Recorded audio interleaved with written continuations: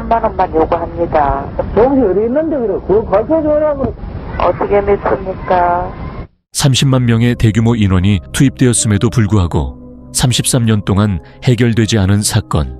1991 연대구에서 발생한 개구리 소년 실종 사건입니다.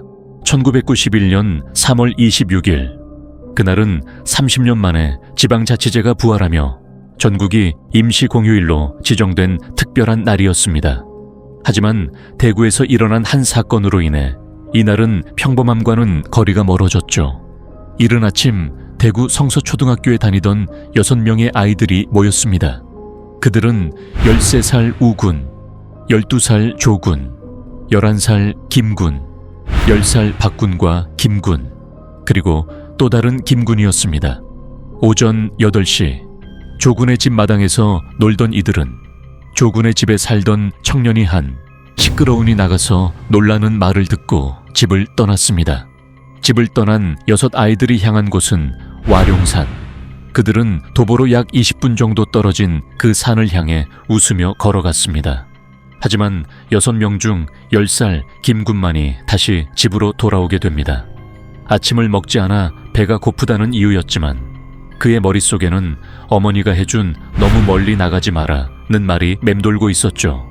아침을 먹고 나서 산 입구까지 친구들을 찾아 나섰던 김군은 이상하게도 발걸음을 멈추고는 다시 집으로 돌아왔습니다. 이 작은 선택이 그 아이의 운명을 바꿔놓은 것이었습니다. 1991년 3월 26일 6명의 소년들이 와룡산을 향해 떠난 그날 아침, 그들을 가장 처음 목격한 사람은 조군의 친형이었습니다. 오전 8시 50분경 자전거를 타고 지나가던 그는 산으로 향하는 아이들을 보았습니다. 아이들이 도롱뇽 알을 찾으러 간다고 말하는 걸 들었지만 별다른 생각 없이 혼자 집으로 돌아갔죠. 그 후 오전 9시경 와룡상이슬 마을에 살던 한 아주머니가 투표를 가는 길에 아이들을 목격하게 됩니다. 그녀는 아이들이 2시간 안에 갔다 올 수 있을까? 라고 중얼거리는 소리를 들었다고 진술했죠. 이후 오전 10시경 같은 학교 4학년이었던 함군은 다른 무리의 형들과 도롱뇽 알을 찾으러 산에 올라갔다가 형들과 떨어져 혼자 산 중턱에 위치한 무덤께서 정체불명의 비명 소리를 들었습니다. 이 비명은 다급하고 불안하게 들려서 함군은 2차례에 걸쳐 10초 간격으로 그 소리를 들었다고 했죠. 그가 마지막으로 들은 비명 소리는 오전 11시 30분쯤이었습니다. 그 후 더 이상의 목격자는 나타나지 않았습니다. 아이들이 산을 오르고 나서 그들의 흔적은 완전히 사라져버린 것이었습니다. 그렇게 해가지고 밤이 되도록 아이들은 집으로 돌아오지 않았습니다. 부모들은 불안한 마음에 아이들을 찾기 시작했지만 시간이 지나도 그들의 행방은 묘연했습니다. 부모들은 결국 경찰에 신고를 했습니다. 하지만 경찰의 반응은 예상과 달리 느리기만 했습니다. 이날은 지방선거일이었고 대부분의 경찰관들이 투표장에 동원되어 있었기 때문에 남은 인력으로는 이 사건을 처리하기에 벅차 보였습니다. 아이들이 늦게 돌아올 것이라는 생각에 경찰은 크게 움직이지 않았고 대신 기다려보라는 말만 남겼습니다. 당시 아이들은 연락할 방법이 없었고 종종 늦게까지 놀곤 했기 때문에 경찰의 반응은 이해할 만했지만 시간이 흐르며 상황은 점점 더 비극적인 방향으로 치닫고 있었습니다. 결국 부모들은 경찰과 함께 새벽 3시까지 근처를 수색했지만 아이들의 흔적은 전혀 찾아낼 수 없었습니다. 수색이 이어지면서 아이들은 결국 어디에도 없다는 사실이 점차 드러났습니다. 사건이 일어난 그날 밤 그들의 흔적은 완전히 사라졌습니다. 마치 이들이 이 세상에서 존재하지 않았던 것처럼 아무것도 남지 않았습니다. 몇 일이 지나고 사건은 언론에 보도되었고 곧 개구리 소년 사건이라는 이름이 붙여졌습니다. 개구리라는 단어는 단지 우연한 오보에서 비롯된 것이었지만 그 이름은 사람들의 관심을 끌기에 충분했습니다. 실종된 아이들이 도롱뇽 알을 찾으러 갔다고 하는 말을 마지막으로 남기고 산으로 향했기 때문에 사건은 점점 더 많은 이들의 호기심을 자극하게 되었습니다. 사건이 보도되면서 대규모 수색 작업이 시작되었습니다. 군과 경찰은 물론 잠수부들까지 동원되었고 마을 인근 저수지 물까지 빼내며 가능한 모든 방법을 동원해 수색을 이어갔습니다. 수색 범위는 점점 확대되었고 전국의 주요 교통시설과 버스 터미널까지 수색이 이어졌습니다. 그러나 아무리 찾아도 아이들은 나타나지 않았습니다. 그들의 흔적은 어디에도 없었죠.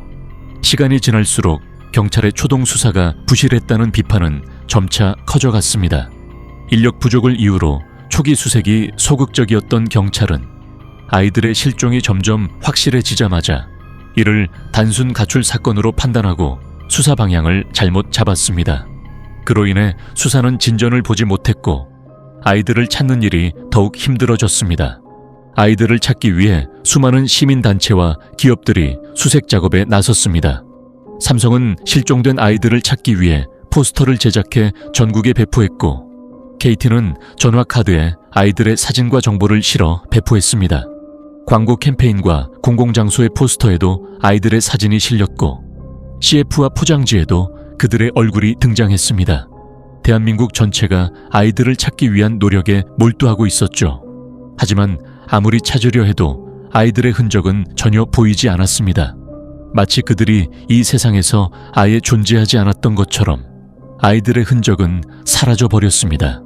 그로 인해 수많은 음모론이 떠돌기 시작했습니다. 아이들이 북한으로 납치당했다는 주장이 퍼졌고 일부 사람들은 외계인이 납치했다는 충격적인 이야기를 꺼내기도 했습니다. 심지어 한센병 환자촌에 갇혀 있다거나 아이들의 시신은 이미 처리되어 집 근처에 묻혀 있다는 이야기도 떠돌았습니다. 아이들의 실종을 둘러싼 미스터리는 점점 더 많은 사람들의 상상력을 자극했고 수많은 비현실적인 이야기가 퍼져나갔습니다. 1992년 실제로 경찰은 의혹을 좇으며 한센병 환자촌을 수색하기도 했고 1996년에는 김군의 아버지 집을 발굴하며 또 다른 논란을 일으켰습니다. 그러나 그들이 아무리 수색을 진행해도 아이들의 흔적은 한 번도 나타나지 않았습니다. 가장 큰 문제는 수사 초기에 단서가 거의 없었다는 점과 사건 당일 비가 내리면서 모든 물증이 씻겨 내려갔다는 사실이었습니다.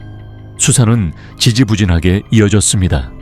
2년 동안 반복된 수사는 결국 1993년부터 점차 축소되었고 1995년이 되어 아이들의 가족들이 다시 수사를 요청하며 수색이 재개되었습니다. 그러나 그때도 여전히 어떤 실마리도 잡을 수 없었고 사건은 시간이 지날수록 점점 더 먼 과거의 이야기처럼 여겨지기 시작했습니다. 그러던 중 2002년 9월 26일 11년이 지나고 나서야 예상치 못한 전개가 벌어졌습니다. 한 등산객이 우연히 도토리를 줍다가 산속 깊은 곳에서 작은 뼈 조각을 발견한 것입니다. 그 조각들을 자세히 살펴보니 아이들의 신발과 유골이 발견되었습니다. 그곳에서 다시 한 명의 유골이 추가로 발견되었고 결국 실종된 아이들은 모두 그곳에서 사라졌다는 사실이 확인되었습니다. 이제까지 수많은 사람들은 그 아이들이 여전히 살아있기를 바랐지만 발견된 유골은 그들에 대한 모든 희망을 산산조각 내버렸습니다. 그동안 쏟아졌던 수많은 가설들과 음모론은 이제 더 이상 의미가 없었습니다. 왜 아이들이 그렇게 사라졌을까?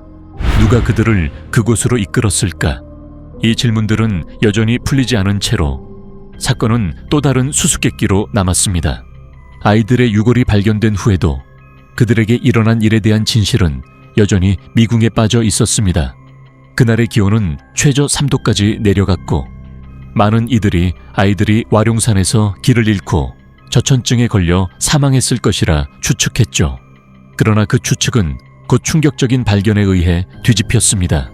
국립과학수사연구원에서 유골을 감식한 결과 아이들 몸에서 날카로운 흉기에 의한 상처와 강한 외부 충격이 발견되었습니다. 이는 단순한 사고가 아니었음을 암시하는 증거였죠. 그들의 죽음은 우연이 아닌 의도된 공격이었다는 결론에 이르게 된 것입니다. 전문가들은 이 사건이 단순한 사고가 아닌 누구보다 능숙한 범인에 의한 범행이라고 추정했습니다. 아이들을 제압할 수 있는 힘과 예리한 흉기를 가진 성인 남성의 범행 가능성이 가장 높다는 의견이었습니다.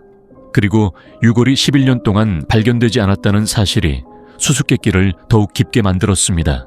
어떤 이들은 아이들이 살해된 후 범인이 시신을 숨기고 사건에 대한 관심이 식을 때까지 기다린 뒤 와룡산에 시체를 묻었다고 주장했으나 결국 이 추측은 사실이 아닌 것으로 판명되었습니다. 유골이 발견된 장소에서 나온 증거들은 그동안 감춰졌던 진실에 대한 중요한 실마리를 제공했습니다. 아이들의 유골은 돌에 눌려 묻혀 있었고 그 상태로 납작하게 변형된 채 발견되었습니다. 전문가들은 이 변형이 단순히 시간이 지나면서 발생한 것이 아니라 사망 후 얼마 되지 않아 묻힌 것임을 강조했습니다. 또한 유골에서 발견된 구더기의 껍데기와 부화 흔적은 아이들이 사망한 직후, 즉 8시간에서 14시간 이내에 매장되었음을 시사하고 있었습니다. 그럼에도 불구하고 아이들의 유골이 11년 동안 발견되지 않았던 이유는 단지 미흡한 수색 때문이었다는 점에서 많은 사람들의 분노를 일으켰습니다. 수많은 수색 작업이 진행되었지만 경찰이 와룡산을 포함한 주변 지역을 충분히 철저하게 수색하지 않았던 점이 결국 그들의 시신을 묻어둔 장소를 찾지 못하게 만든 핵심적인 원인이었습니다. 그러나 이 사건에서 가장 이상한 점은 바로 범인이 한 명으로 추정된다는 사실입니다. 유골에서 나타난 상처의 패턴은 모두 동일한 방식으로 발생한 것으로 보였고 상처의 깊이와 각도가 일관되어 있었습니다. 그렇다면 어떻게 단 한 명이 5명의 아이들을 동시에 또는 거의 동시에 제압할 수 있었을까요? 전문가들은 물리적으로 불가능한 일이었다고 말합니다. 5명의 아이들이 서로 흩어져 도망치려고 했다면 아무리 범인이 능숙한 성인 남성이라 해도 대부분을 놓쳤을 것입니다. 다수의 피해자를 상대하는 것은 심리적으로나 물리적으로 불가능한 일이었죠. 그렇다면 범인이 어떻게 5명을 처형할 수 있었을까요? 전문가들은 범인이 아이들을 차례대로 제압했을 가능성을 제기했습니다. 와룡산에 오르던 아이들은 익숙하게 흩어져 있었을 테고 그때 범인은 가장 가까운 아이부터 제압해 하나하나 차례대로 처치했을 것이라는 가설입니다. 갑작스럽게 닥친 공포 속에서 아이들은 제대로 대응할 시간조차 없었을 겁니다. 그들은 그저 범인에게 붙잡히고 말았을 뿐이었을 테니까요. 그렇다면 범행의 동기는 무엇일까요? 이 범죄가 왜 일어난 것인지에 대해서는 여전히 불확실성이 존재합니다. 금전적 이득을 노린 범행일 리는 없었습니다. 만약 범인이 아이들을 인질로 삼아 금전을 요구했었다면 부모에게 연락을 취했을 것입니다. 그러나 범인은 아이들을 살해한 후 흔적도 없이 사라졌습니다. 금전적 목적은 아닌 듯 했습니다. 또한 정신질환자의 범행일 가능성도 제기되었습니다. 하지만 이 역시 설득력 있는 주장은 아니었습니다. 만약 정신질환을 앓고 있는 사람이었다면 범행은 더 충동적이고 무차별적이었을 텐데 범인은 치밀하고 빠르게 아이들을 모두 제압하고 살해했습니다. 현장에 남긴 증거나 일관된 살해 방식, 그리고 시신을 처리한 방식은 오히려 범인이 매우 계획적이고 냉정한 인물임을 암시했습니다. 아이들의 유골이 발견된 지점에서 또 다른 불길한 단서가 발견되었습니다. 유골은 30cm 깊이의 흙 속에 묻혀 있었고 이를 파는 데는 상당한 시간과 힘이 필요했을 것입니다. 그런데 범인은 왜 그렇게 아이들의 시신을 빠르게 묻을 수 있었을까요?